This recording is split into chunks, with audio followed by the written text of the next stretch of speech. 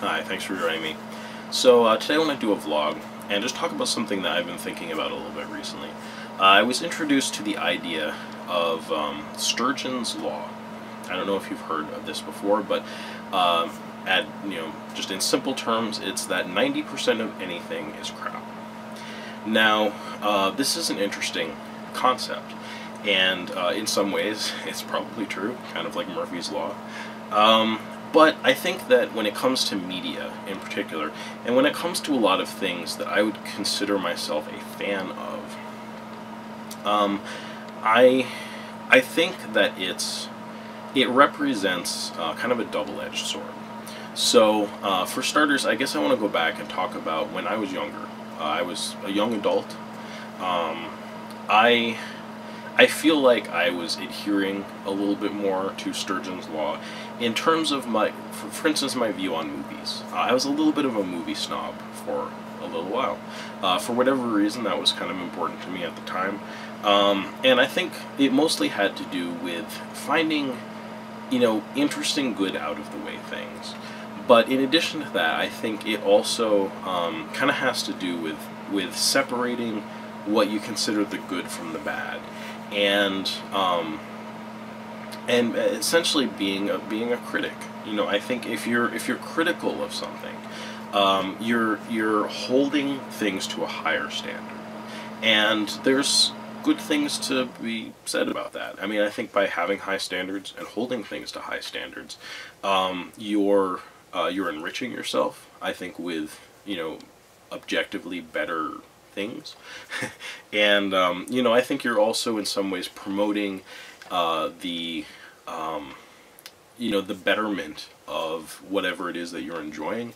And I think you're also coming up with criteria by which the merit the quality of something is measured, and there's something to be said for that. And just for examples, Juzo Itami. This is a director. I guess I can't really say it's a director that I got into, because I still need to see a lot of Juzo Itami's stuff. But I certainly at some point was introduced to Japanese cinema, and I started getting into some Japanese directors and some films that I think are objectively good, and they're critically well received. This is an example here, Tom Popo. I mean, you can see right on here, this is 23 top 10 film lists, including the New York Times, Time Magazine, and Los Angeles Times. So a very well reviewed movie. 4 stars by Roger Ebert. This is a good film. It really is.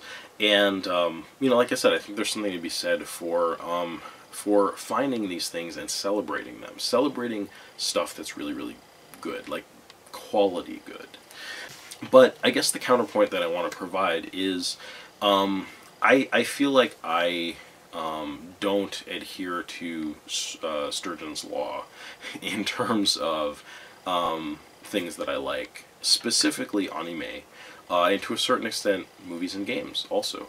And I think the reason for that is it also, a critic, the kind of the mindset of a critic is also that of a closed mind. And I like having a slightly more open mind. And I like enjoying things for what they are. Because I think enjoying things critically is oftentimes enjoying things for what they should be. And in so many ways I am an idealist. So there are a lot of things that I think should be ways that they aren't. And I think some of those things are really important. But maybe when it comes to anime and movies and things like that, whether something should be or shouldn't be a way maybe is just something I find less important. But I also find it pretty limiting. So for instance, Dead or Alive. Again, this is a comic book, not a comic book, a video game based movie. I love this movie. It's so awesome. And again, it's super cheesy. I actually feel like it respects the source material that it comes from quite a bit.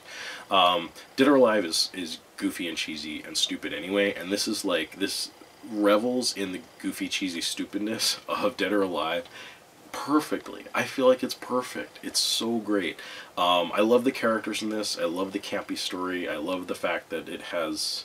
Oh god, I'm not going to remember the guy's name as the villain, but whoever plays the villain, he's been in other stuff. He's super cool. All the characters in this are fun. I think, you know, the actors and actresses do a great job. I love this movie to death.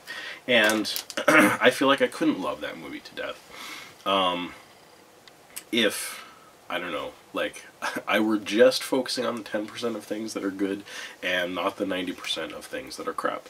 You know, and I feel like, so let's take, I guess I don't have, like, my score in front of me from anime, my anime list, but when it comes to anime, I like enjoying a wide range of anime, and I like enjoying it, again, for what it is. Sometimes these things aren't perfect. They didn't have a great budget. They didn't have a great writer.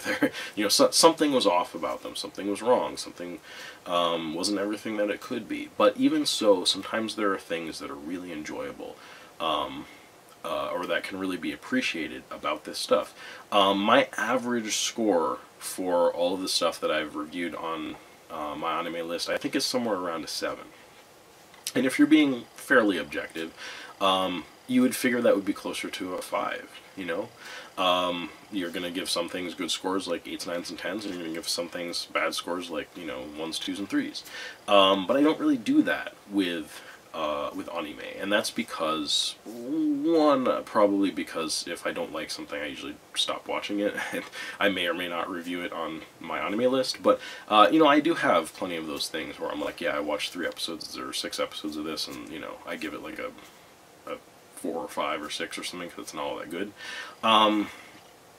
But that said, you know, I don't, I feel like I don't limit myself to just maybe the 10% of things that I would call really good. There's great anime out there. There's stuff like, you know, Ghost in the Shell, and stuff by Studio Ghibli, and Satoshi Kon, and, I don't know, who are some of the other people out there doing good stuff. I mean, there's some anime, thankfully, still, that is still, it's kind of highbrow. You know, it's people put some real effort into it and do something that's really great. But at the same time, I like a lot of schlocky, cheesy, you know, stupid stuff that sometimes is trashy, sometimes it's just, you know, goofy, sometimes it doesn't have a big budget. But I actually really like seeking those things out and seeing if there's something good about them, and appreciating what it is that that thing is offering, that's sort of bringing to the table, that's unique. And I'm willing to look past some flaws in order to you know, to enjoy some of these things, I think. And just, I don't know, I give myself permission to like bad things. So I just wanted to put that out there. I'm really curious to know how you guys feel about this. Do you guys also give yourselves permission to like bad things? Do you feel like that's contrary to, I keep wanting to say Occam's razor, and it's not that, it's whatever this, if that's contrary to 90% of things being crap. Or, you know, do you what things do you sort of apply 90% of things being crap to, where you basically are really just looking for that 10% of things that, you know, that are really good. I'd be really curious to know. So anyway, hope this was interesting, and I hope you'll join me again for more video game and anime related vlogs and things like that.